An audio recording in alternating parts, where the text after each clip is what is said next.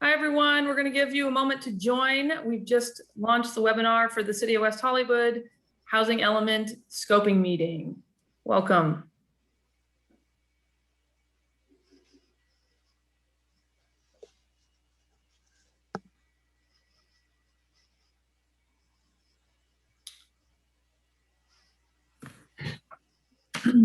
All right, thank you. Thanks, everyone. Welcome, and this is our second public workshop, and it's the Environmental Impact Report Scoping Meeting for our Housing Element Update. The City of West Hollywood is updating our housing element in accordance with our city's general plan, and as part of this process, an environmental impact report will be prepared to disclose the potential impacts on the community and the environment. The purpose of this meeting is to provide an update on the housing element and solicit community feedback on what potential impacts the EIR should focus on. A second evening scoping meeting will be held later this month. We haven't started preparing the environmental impact report, so this meeting is a chance to hear from you on what we should focus on in our analysis.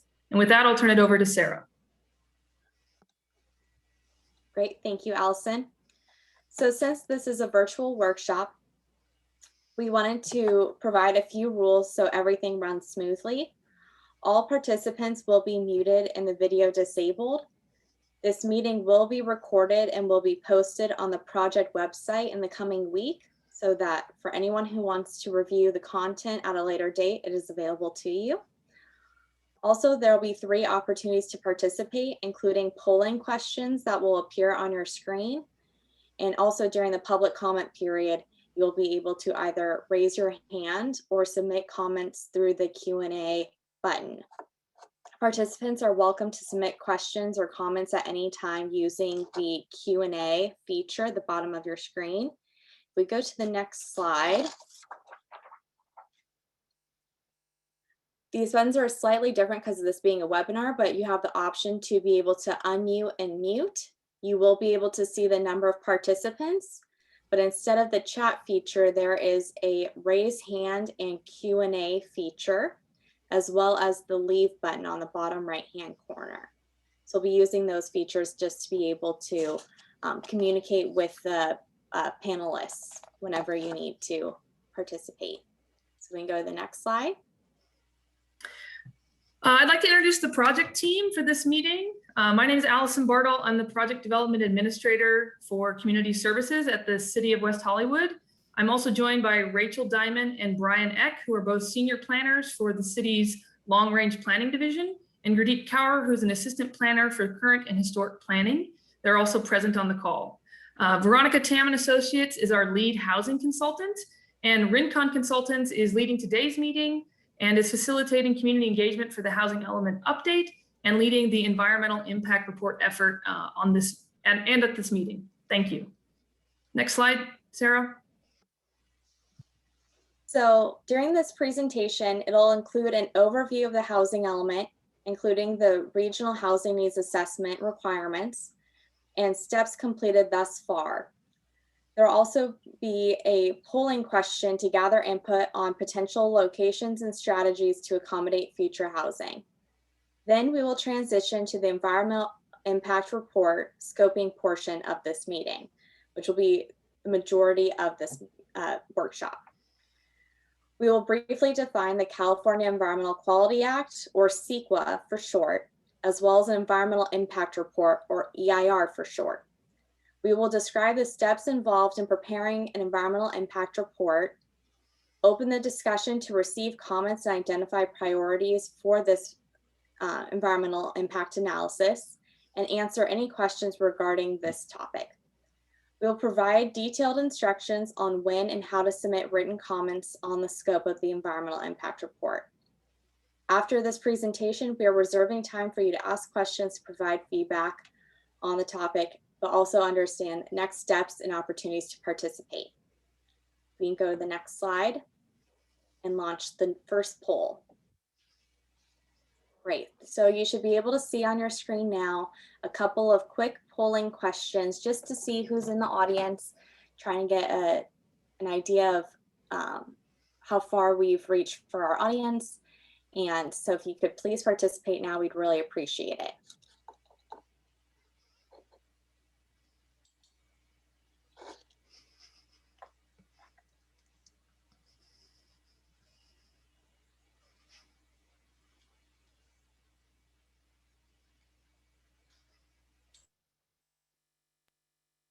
We're going to leave this open for about 30 more seconds.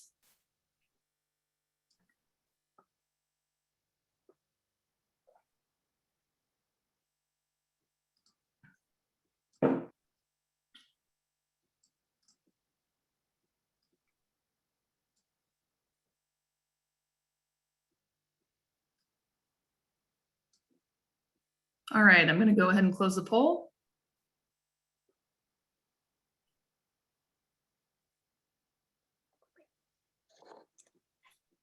Great, thank you for participating in that poll. So why are we here today? What is the housing element? Well, we go into the next slide, I'll tell you about it. The housing element is a policy guide that provides an indication of the need for housing in the community of West Hollywood. Particularly, it explains the availability, affordability, and adequacy of housing.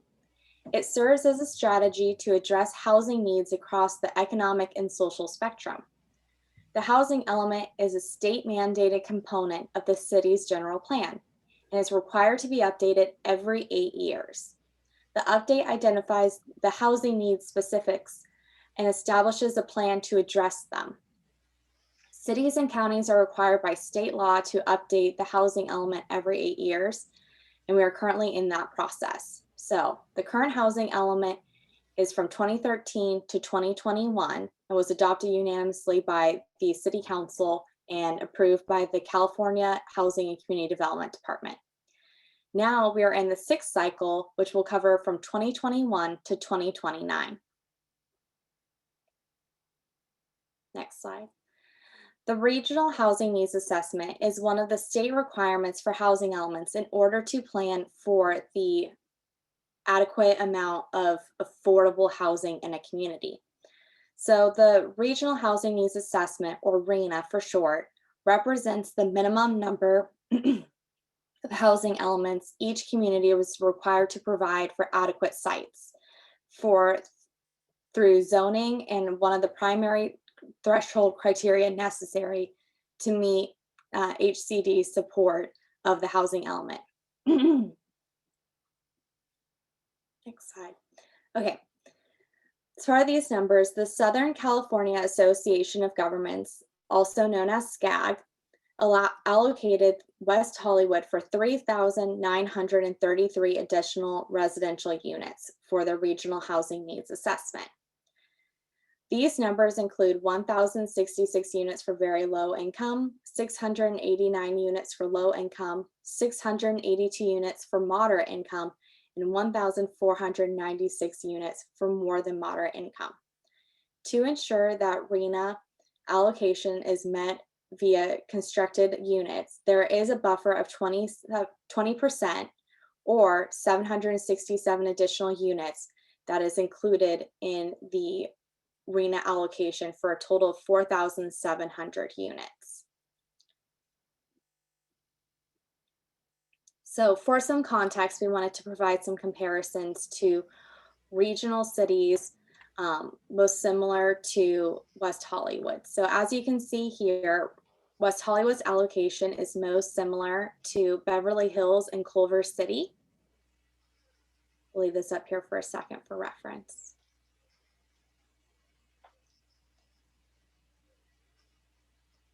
And then move on to the next slide. So how do we accomplish these numbers? So we've gone through a number of steps so far, and we're still partway through the process, so there are multiple opportunities to participate. But what we've completed so far is the RHNA appeal hearings and the final RHNA allocation. We've also created the Housing Element Task Force, which was a process through appointed representatives from the City Council on the task force. The Housing Element Update Survey number 1, coordinated interviews with city departments, and circulated the notice of preparation for the environmental impact report, and started the process for the draft housing sites inventory. This information also was presented to the Planning Commission in a kickoff and study session on May 6th. Now I'll pass this along to Ryan. Thank you. Yeah, thanks, Sarah. Like she said, we're pretty early on in the site inventory process, and this meeting is really to get feedback from you. And so in order to meet the RENA allocation that HCD has given West Hollywood, these are a number of options that the city can look into to try and meet those numbers. The first one is looking at accessory dwelling units and the trends that the city's seeing, and estimating the number of units that could be accommodated in the next housing element. We can look at projects that are currently under review at the city. We can look at projects that have been approved but um, have not been given their building permits. We can also look at the previous housing element and look at sites that that element has identified as underutilized and seeing if those sites are still underutilized. And we can also look around the city for underutilized sites or sites that are prime for redevelopment. And so those sites can be vacant sites. They can be sites that have a single family house in a multifamily zone. They can be sites with a small commercial use and large parking areas that have capacity to increase their density. And so those are the main items that the city can look at to try and meet their housing needs. And if the city is finding that they're not meeting the RENA requirements, then we can also look at changing the zoning of certain areas or changing the density of certain areas. And so that's the process that the city and we are taking to try and accommodate the housing requirements. And like I said, we're still in the initial steps. We've looked at some of the trends that have been coming through the pipe. So pipeline projects that are going through review, accessory dwelling unit trends, and doing a general search for underutilized sites. And from an initial search, we found about 2,500 housing units that we can meet right now, which isn't meeting the existing RENA requirement. So that leads to us thinking that there might be potential requirements to change the zone in certain areas of the city or change the density. And so the next slide is going to be another polling question for you. And let me try and get to that question. And so similar to the other poll, if you can, it should pop up on the screen. So this question is, how can we address housing shortage in West Hollywood? Would you like to slightly increase the allowable density throughout all neighborhoods in the city? Do you think we should concentrate increases in density in residential areas that already have higher densities? Do you think we should concentrate increases in density in residential areas that are currently zoned for low density? Or do you think we should concentrate increases in density along some of the main thoroughfares and commercial corridors? So that could be Santa Monica Boulevard. And then if you have any questions on this question, feel free to ask in the Q&A tab.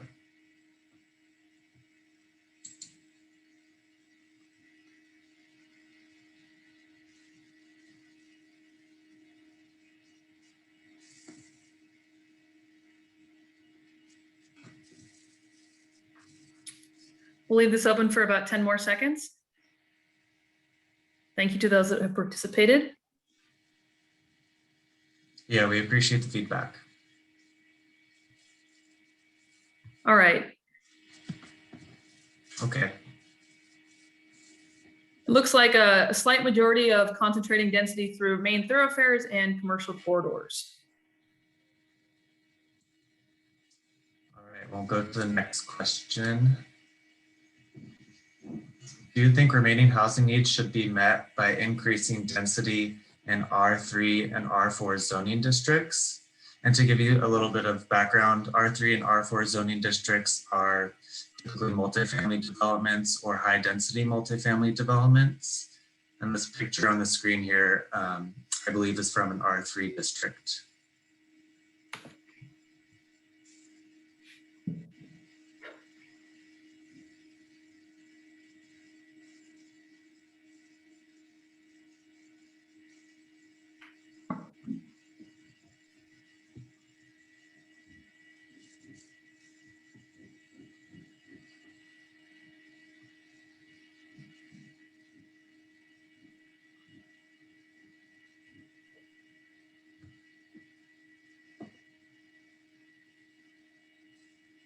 All right, we'll go ahead and end polling, and we have a 50-50 split there.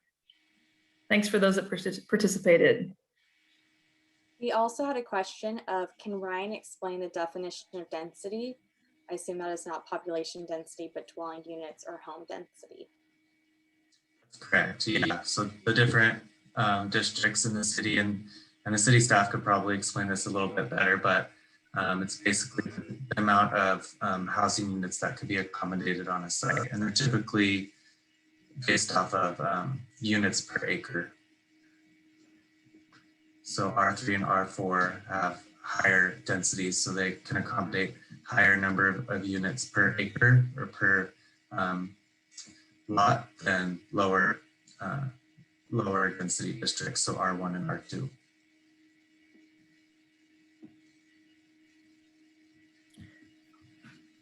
All right, next slide, Ryan. Yeah. Should remaining housing needs be met by expanding and encouraging mixed use developments along commercial corridors? And these are just some examples of the commercial corridors that can accommodate mixed use developments. And on the screen here is an example mixed use development, which are typically ground floor commercial with residential uses above, apartments or condos.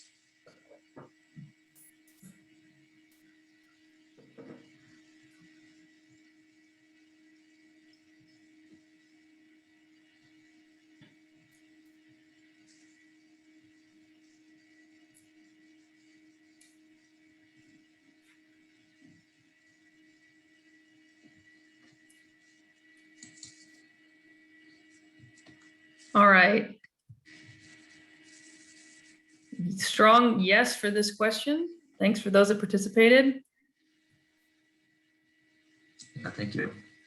So the next question, should remaining housing needs be met by changing neighborhood commercial to community commercial along Melrose Avenue and or Robertson Boulevard? And so some background is some neighborhood commercial districts prohibit residential uses. And so that's how this question came about.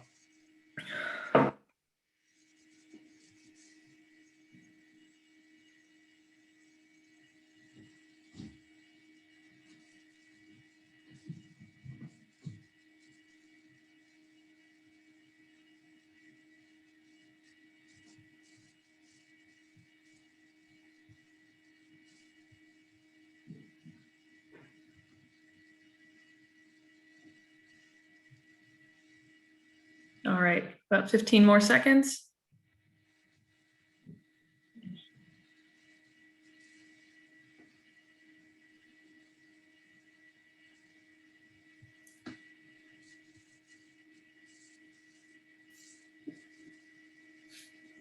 And 64% with yes.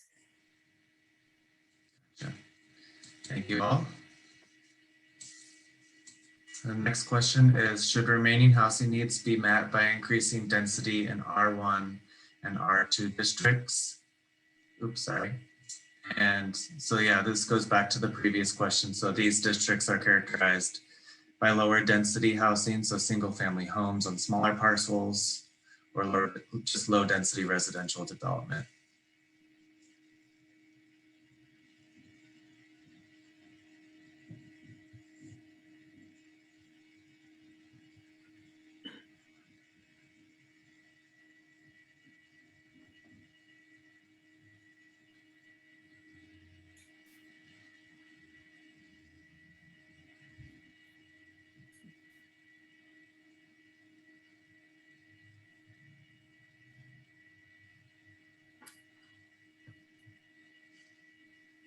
All right, and majority with no. Thanks, Ryan.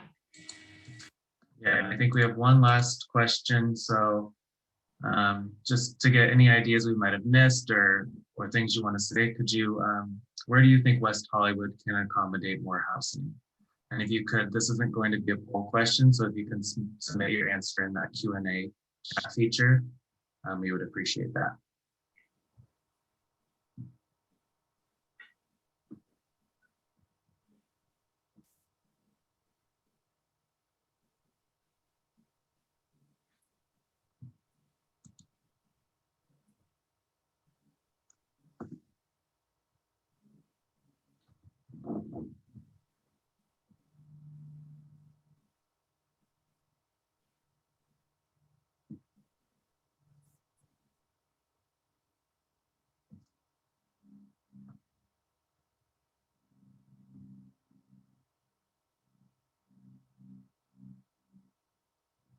And obviously, if you have ideas that you can't think about now and you think about later, I'm sure Allison will welcome, your comments as you think about them.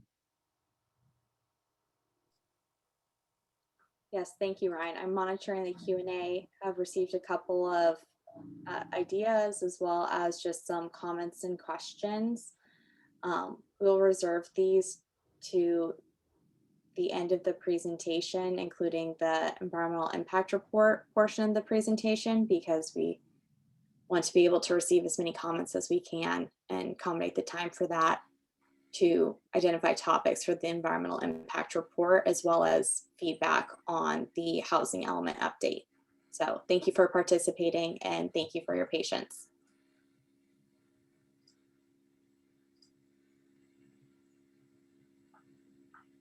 So people can still continue to submit their comments and questions through the Q&A, as well as other suggestions for locations.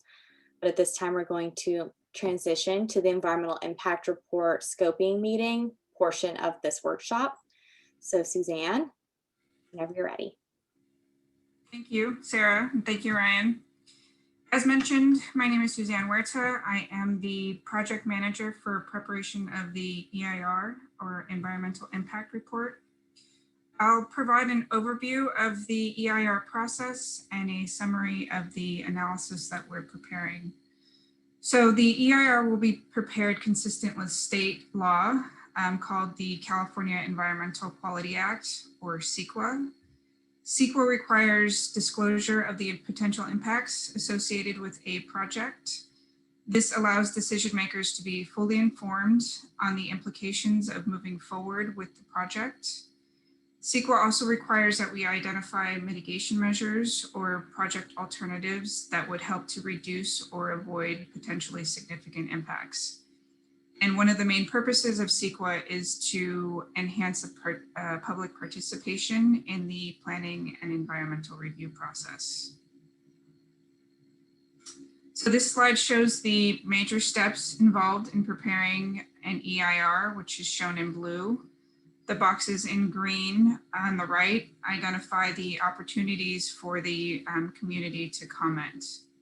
Right now, we are at the beginning of this process. The city has issued the public notice of preparation for an EIR, which marks the start of the EIR scoping period and is a 30-day window in which the city will collect comments from other agencies and members of the public. The city wants to hear from the public regarding your areas of concern and what should be analyzed in the EIR. The next step will be to prepare the draft EIR, which will be published for the community to review and submit comments. Then the city will prepare the final EIR, which will include responses to your comments. And then finally, the city council will take steps to possibly approve the project and certify the EIR at a public hearing. Next slide. So the EIR will analyze the update to the housing element, which includes goals, policies, programs, objectives, and identification of sites for future development to achieve the city's fair share housing needs for the 3,933 additional units. The projects may also include updates to the safety element, as well as goals, policies, and objectives associated with environmental justice. So a CEQA environmental review requires that we analyze the 20 issue areas listed here. We will conduct an initial study that will provide a qualitative analysis of each of these issue areas. The EIR will then provide a more detailed analysis for these issue areas that for the issue areas that would potentially result in a potentially significant environmental impact. So as you prepare your comments on the scope of the EIR, please consider this list of resources and discuss any areas of concern that you have along these specific topics. Next slide. So we analyze the impacts associated with the project based on the CEQA guidelines.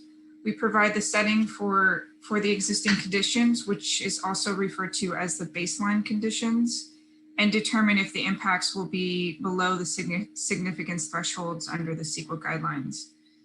If significant impacts are anticipated, we consider mitigation measures that will reduce the impacts to a level of less than significant.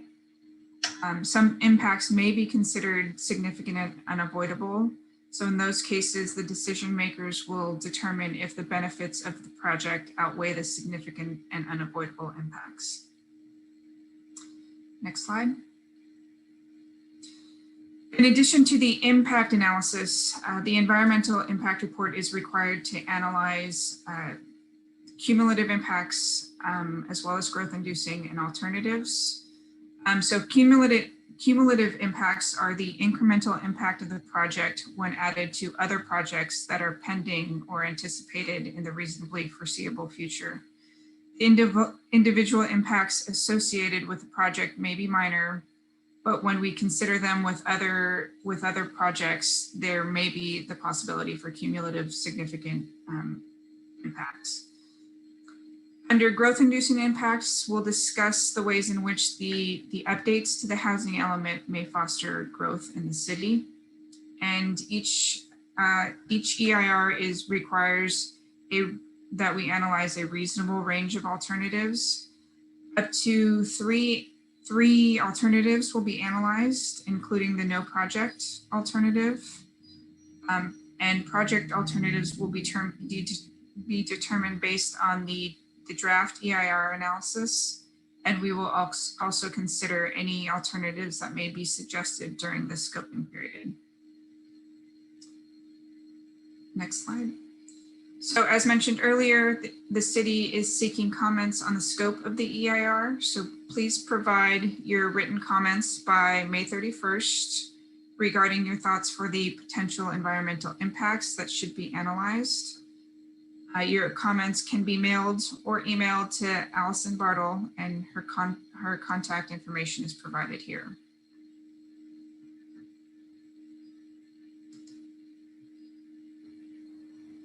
I think now Sarah. Great, thank you.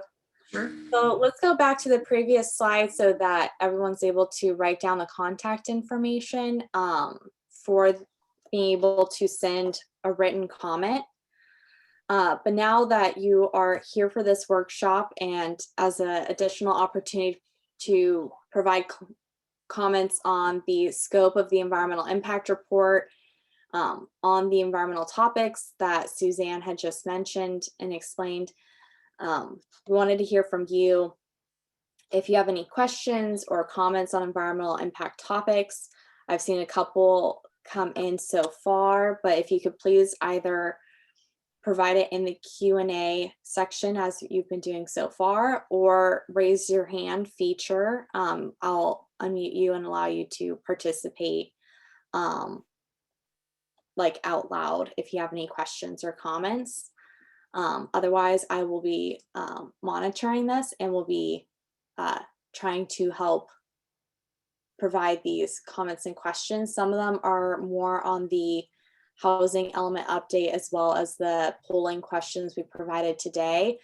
So we'll get to those, but I also wanted to start by explaining some of the questions we've received about the environmental impact report. So one of the questions is, what tribes have you engaged with on the AB 52 tribal consultation mandate?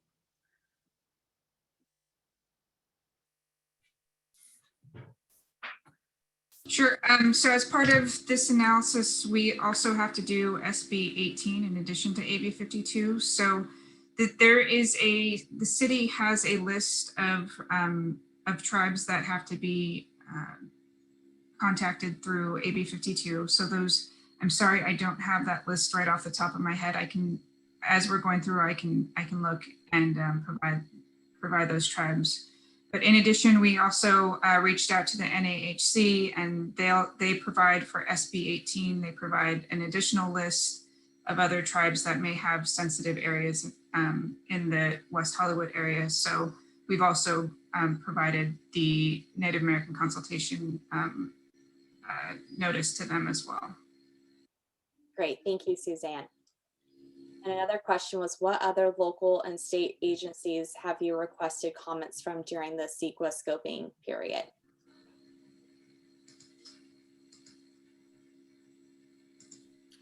Again, this notice has been posted. We've already received comments from Metro and DOT on these, and so we're expecting to continue to hear. Again, we have until the end of the month, and the public agencies have been notified and are already providing comment to the DEIR. Thank you. And I'm going to turn it over to Rachel, that's going to provide a little bit of context about the larger picture involving RHNA numbers and city population and growth. Sure. Thanks, Allison. Hi, I'm Rachel Diamond. I just wanted to add a little bit about some of the calculation that was done to get to the RHNA numbers that we see today. The calculation was based on both existing need that we have today, so the lack of housing that exists in our current situation, as well as the projected need over the next 8 years. There were a number of questions about the changes in our population and the different migration patterns that are occurring as part of COVID. I think there's a sense that perhaps there's a little bit more vacancy in West Hollywood than we've seen in the past. Generally, West Hollywood operates at a much lower vacancy rate than the rest of the state. We hover a little bit lower than 2% in vacancies typically, whereas the state average that's calculated into that RHNA conversation is around 5%. So obviously, again, that is shifting, and we're looking at those conditions and trying to understand the current landscape as we get more numbers in our existing conditions portion of the housing element itself, and helping to shape policy for the future. But the reality is we've had this lack of housing that exists in not only our community. I mean, we are 2 square miles surrounded by a larger region, but the region as a whole has a pretty severe housing shortage for the people that are here today. And so even if we see, a lower in-migration than we have in the past, we still have those needs that we need to catch up on. So a large portion of this RHNA requirement is to fulfill that existing need as well as that projected into the future. I don't know if we want to go in order of each. Sarah, do you want to continue through some of the questions and I can jump in? Yes, that'd be great. Thank you. So I'll go in order now. So first question was recent population figures and our migration, as well as for rent signs citywide, indicate that WeHo may not be facing a housing shortage. How will the draft EIR account for these recent developments? So I think that's kind of twofold. Rachel explaining the housing side, and then Suzanne explaining a little bit for the environmental impact report. So I'll let you get started. Yeah, I mean, I think this ties into what Rachel was just saying about vacancy rates. And then I also just wanted to add in terms of, the need in particular of affordable housing is we know that it's very great. We have a wait list for inclusionary housing that takes often 10 years to get off of. Also, in terms of homelessness, we know that through the coordinated entry system with the county, there is an abundance of need. And the entire region, I think it's well established that we indeed are so underbuilt for so many years that, even if we have I think it's been recently circulating, we had for the first time in a while, we've had a decrease in population in California, but it doesn't account for the number of years that we had a continued population increase without producing the same housing to match that need. And then going on to Barry's question, Sarah, do you want to read that? Yes, I can. So the city really cannot control the ADUs that are built, so accessory dwelling units, correct, is the only hope for best potential outcome numbers. Yeah, so it's important here to remember that the housing element update is not about producing housing, it's about planning for housing. And then the second thing is specifically how we're allowed to count ADUs is we're not allowed to just say, if every lot was allowed to have one more unit, what would that number be? The state actually has very strict metrics for how we count ADU production, and we actually have to look at prior trends. So if we look at prior trends going back 3 years, which is going back to 2018 is what state law mandates, we see that we can only count about 20 units per year because that's based on our production over the last 3 years. And the other, aspect is we can slightly increase that number if we are showing policies that will make it easier to produce housing. And that's one of the things we're doing. It was part of the affordable housing pilot programs that we took to council last month. And so it's definitely something that we're thinking about.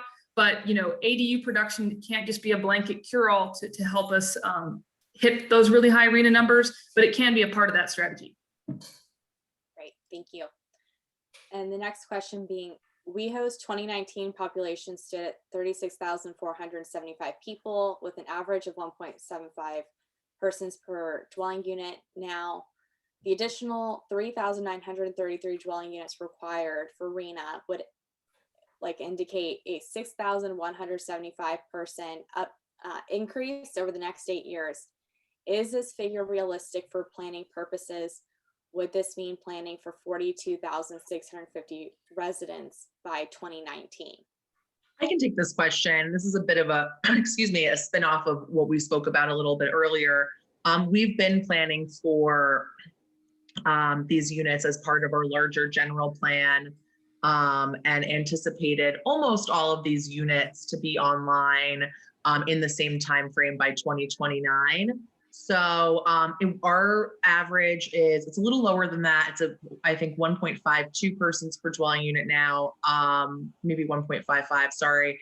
And so it's realistic that average is probably going to stay around the same. We've seen that stay fairly flat for quite a long time. So I think it's reasonable to expect that we'll maintain a similar pattern in terms of household size, which again is much lower than the rest of the region, particularly because we see less larger households. And so I think that figure is realistic in terms of, saying that those additional 33 units would result in those additional 6,175 people over the next cycle. And I think that's what we need to take a look at. And that's part of this process to understand any impacts related to that. And much of which we've already studied as part of the EIR for the general plan, but we're looking kind of beyond that to see if there's anything that we need to discuss as far as impacts related to that change in population, as far as any impacts to utilities or traffic, et cetera. And perhaps Suzanne wants to add to that at all in terms of EIR impacts. Sure. So yeah, like Rachel said, the EIR is going to do a full analysis of all the, the typical impacts that are associated with population growth. During the construction and operation of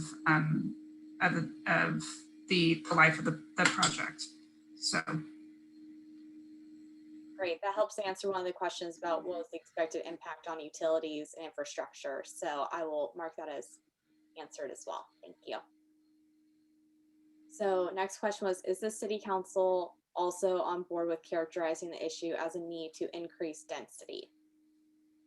I can take this one. Hi, Susanna. I think that, I can't speak for the city council and what they are on board with, obviously, but as part of this process, we're really looking at whether we need to increase density, and if we do need to, where. So that's kind of the process that we're in right now, and looking at, talking to the community about where they might think that density increases could be palatable or most, I think, in line with the character of our community and where we want to be in the future, right? So ultimately, the council definitely understands at this point that the housing element is going to have to accommodate 3,933 units.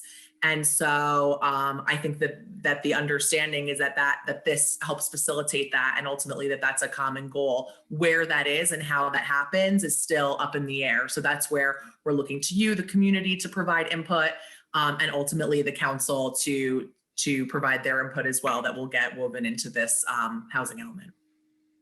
Thank you, Rachel.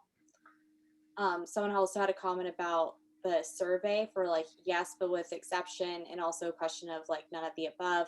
Wanted to state also, when it comes to the surveys, part of the reason for not having a none of the above is having the RHNA allocation. This is the required number of units. So we are trying to create and identify strategies, the multitude of them, variety of them, rather than a staying with the status quo type of strategies. So that's why we do not include yes, but with exceptions, or the none of the above option, just because we are trying to gain these broader ideas and broader strategies. So I hope that helps.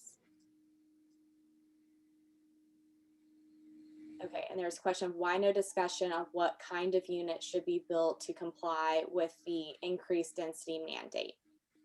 That's definitely something that is woven into the larger discussion for an environmental impact report perspective. A unit is a unit, and less so differs in terms of affordability. But I definitely think as part of the larger conversation, we're going to be talking about the types of units in terms of affordability levels, but also talking about different typologies. So different types of units and the different ways we can incentivize different types of projects. So, you know, that can range from having buildings that have smaller units in them, or units that accommodate more people, which has been popular recently, to accommodating larger bedroom counts for, you know, some people who have larger household sizes.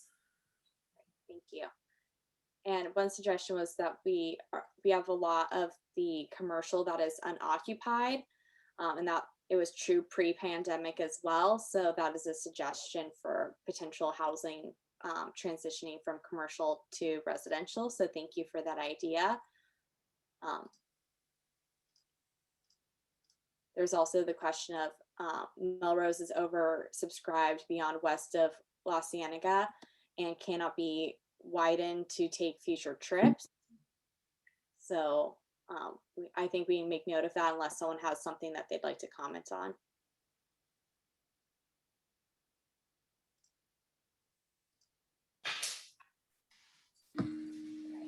There's also a comment of all of these would be incentives to tear existing housing, remove tenants, so new owners could get higher density and revenue. I think we'd like to probably just clarify that a little bit better. Yeah, I think it's important to take note that part of the housing element is about, you know, planning for future housing, and part of it too is about anti-displacement and preservation methods. And so, you know, the focus on this specific meeting is just on the sites inventory. Important to have the larger context, which will be forthcoming, about the tenant protections we already have in the city, which are quite strong, and then continuing to strengthen those. And so that's another aspect of the housing element that's very important and that we're taking account of. Okay, great, thank you. So there's a question about the figures provided by the city staff on the May 6th Planning Commission meeting.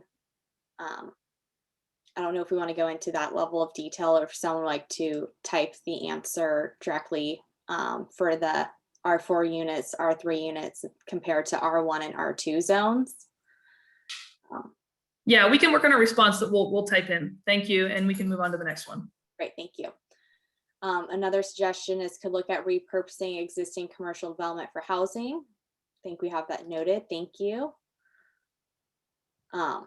They should make for our currently overbuilt newer units affordable. That way you'll have full occupancy and cut down on the need for more building.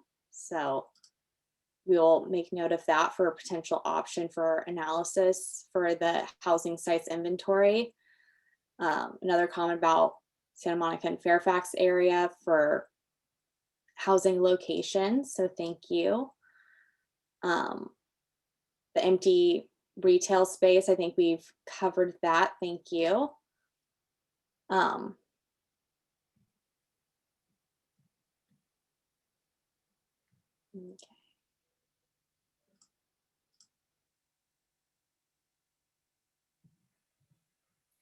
So I'll just jump into the next question related to our aging LGBTQ residents who are in a fixed income and making sure the city has a plan for them. This is from Karen.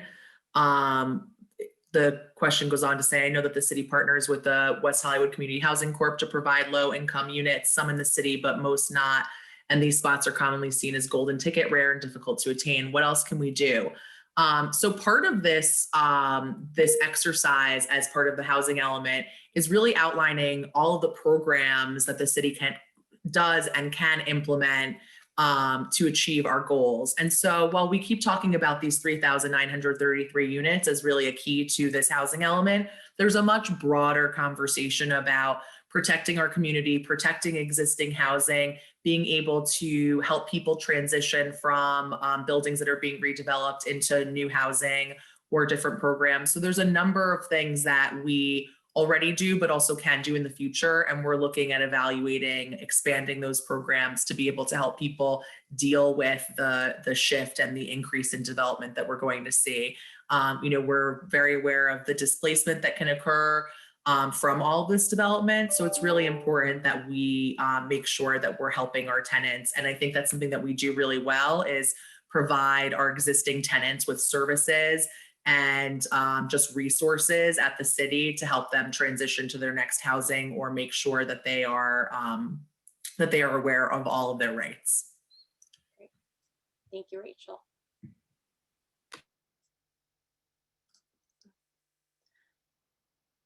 So there's a couple of comments about pictures being shared, Trader Joe's photo exhibit and express was wrong with the execution of this idea. So thank you for sending those. I mean, we can't address this in this forum, but we're happy to review ideas. And again, this is part of the public comment period, and so those are great. And please send them to me so that we have a chance to review them. But probably difficult on a webinar forum for us to be reviewing those right now. But thank you, and we appreciate the feedback. And then I also wanted to touch on that one about the city providing supportive housing for homelessness. An RFP was just approved, and there were several submissions for the city to choose a provider to go into the scoping and the sites analysis specifically for a homelessness services and homelessness housing site. That is underway, and Corey Plank and the Strategic Initiatives team are spearheading that. And I believe, it's about a 1-year timeline.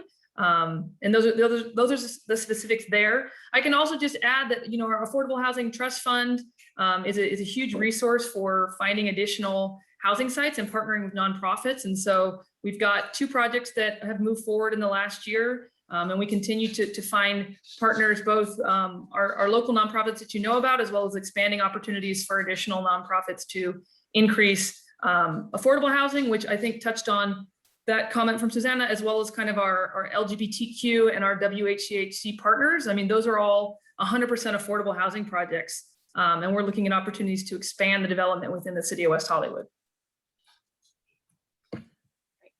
I'll just jump into this next question. Does that mean that over the next 8 years, no more than plus or minus 3,900 units will be built? So I think this has been said a number of times. Really, the housing element is here to plan for and accommodate about 3,900 units over the next cycle, but also provide ways to make that happen. But that being said, we can't guarantee what actually will be built. I mean, obviously there are projects that the city will be involved in, but we don't know exactly how many units will actually be built. It could be more though. Will it? Probably not, because the realities of the market are not that we have so much more construction over that time period. But we wouldn't stop someone from building additional units, should they choose to do so and go through the proper approval process. For example, our current RHNA number is 77. It was established during a very deep dip in the economy where it was adjusted because of that. And we have built many more units than that. And we also planned for more units than that in our last housing element. The next question, how many trees are expected to be removed for new development? And how will that affect greenhouse gases and climate change? There isn't a specific calculation in terms of the number of trees. I think on a case-by-case basis, we look at each development as they come in to address those types of issues. But perhaps on a larger level, is there any analysis related to this for the greenhouse gases evaluation in the EIR that you want to talk about, Suzanne? Sure. Yeah, I'm noticing several comments about specific issues in the EIR. And so I just want to remind everybody the purpose of today is to get this input, and we haven't actually done the analysis yet. So we are here to hear your concerns, and we are focusing on the bio section. We'll look at trees and the removal of trees and the impacts there. We will have a greenhouse gas emissions section.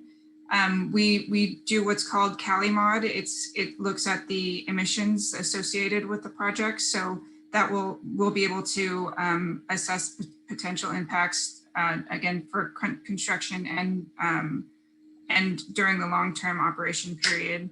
I also saw that there was a question about water.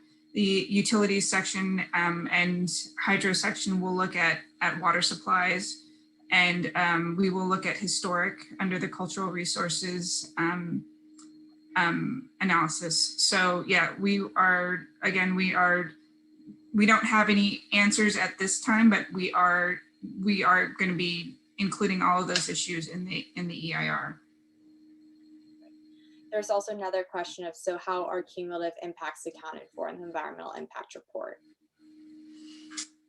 So at a programmatic level, looking at it's not realistic that we can look at every single other development that's happening aside from housing, but we will look at what's anticipated under the general plan and assess the cumulative impacts that way.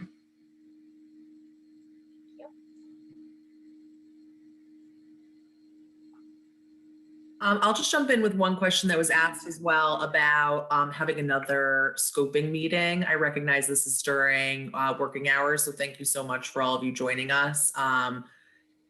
Thankfully, a number of you were able to be here. We are working on having another meeting scheduled for the evening hours, and it'll be announced shortly and will be on our calendar. We also extended the deadline for comments for the scoping to May 31st of this month. And there is one attendee who has their hand raised. So Victor, if you'd like to unmute yourself, I believe you can.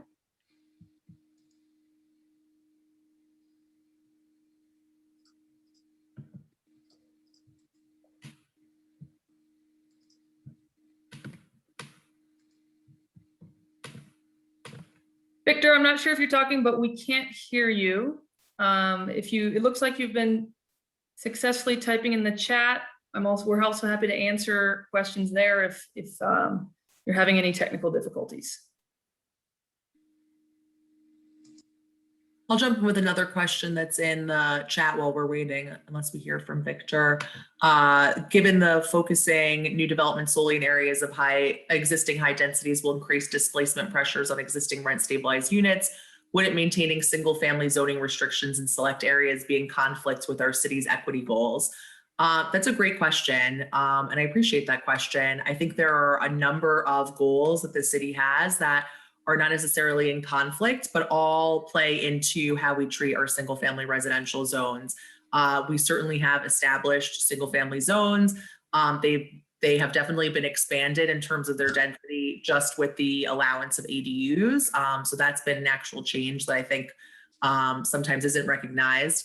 Certainly we've provided the option in our conversations about expanding density in single family or in residential zones in general. And I think that's something that we're looking at as part of this process. Thank you. And just to jump in, I also wanted to respond to Chelsea's question about specifically about new housing development, green space, and updating infrastructure, and specifically discussing how can we improve our existing infrastructure and green space. And important to note, we're doing the rail integration study at the same time in terms of where the new metro line is going to be interacting with the city. And so that, as well as our climate action plan, these are all aspects that come together and require internal coordination with existing staff direction, council direction, various commissions directions. And so, in addition to the public comment, we're also taking into account all the various activities that other departments within the city and other actions going on outside and within the city related to infrastructure as we think about where housing will go. Thank you. There was another question about how will already designated and already identified potentially eligible historic properties be affected by sites selected for development, especially on commercial avenues or zones. Properties that are designated as historic resources in the city wouldn't be considered kind of eligible for redevelopment really, or somewhere where we would want to plan for development of new units. I think there are certainly there may be some opportunity in places that, again, I'm not speaking to any specific property where, an adjacent parking lot could accommodate units, but not necessarily to redevelop properties that have historic features and have been designated as historic resources in the city or landmarked. Great, thank you. Okay. There's also a question of someone saying that they submitted their question by email before the webinar. When can they expect it to be answered? Thank you. Eugene, I expect that we'll probably be able to respond today, depending on your question. And so thank you. And then if there's larger comments and questions, again, the comment period is open until May 31st relating to the EIR scoping. And we look forward to your comments. Thank you. And then just a question from Victor, perhaps Susanna, you can answer it. That said, how would the no project alternative be justified in the draft EIR given the RHNA requirements? So under the no project, we're looking at basically what is allowed under the general plan. And so, I mean, it's a requirement under CEQA to look at no project. So it's even though it's not, it wouldn't be something that would be allowed. We would still need that as like a baseline analysis.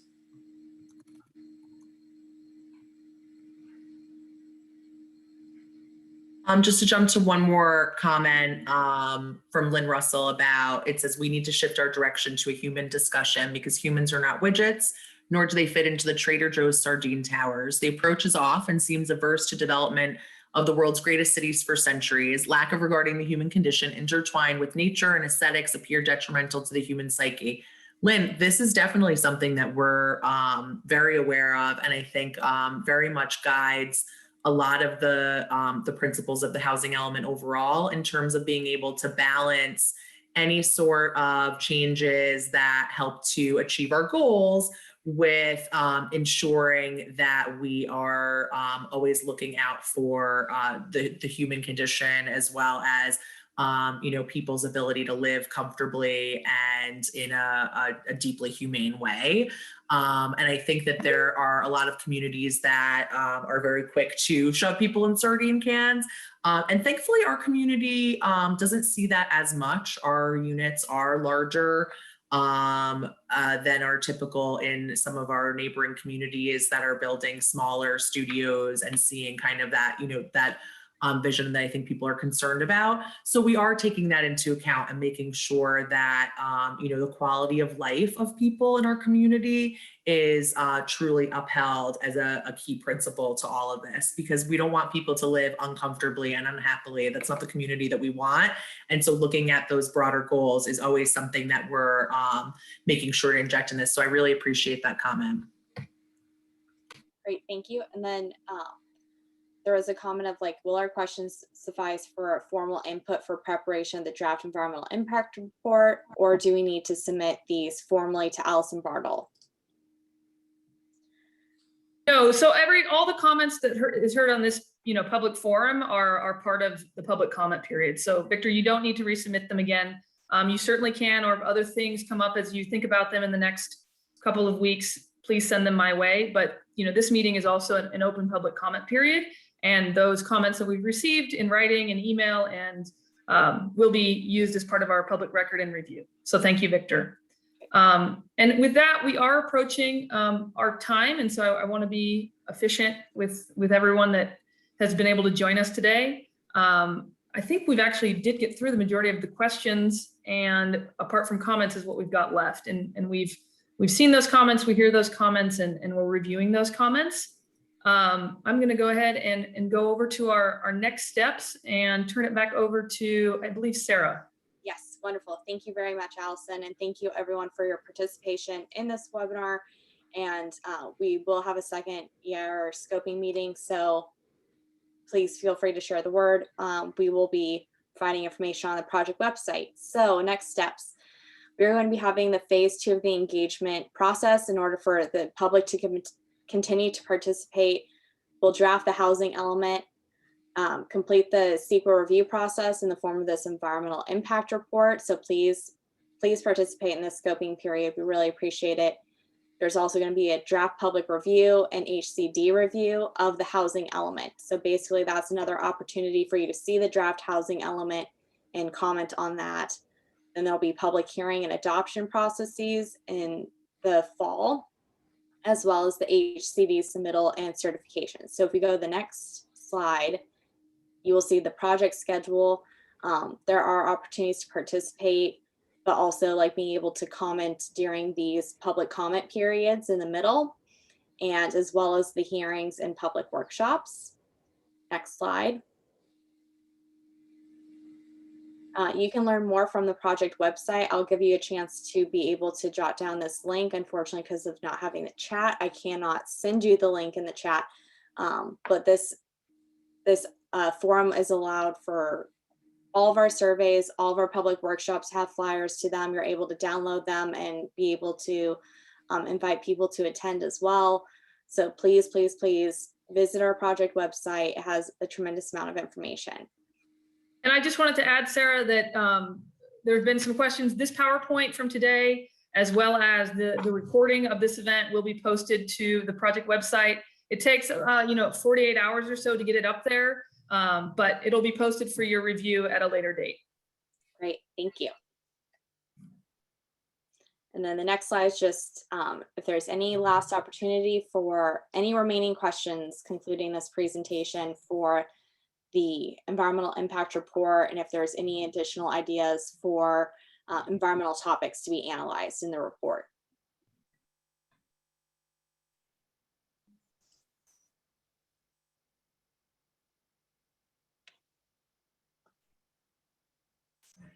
Okay, well, we appreciate all of your time, and we look forward to continuing to engage with you in this process. So thanks and have a great day. Thank you.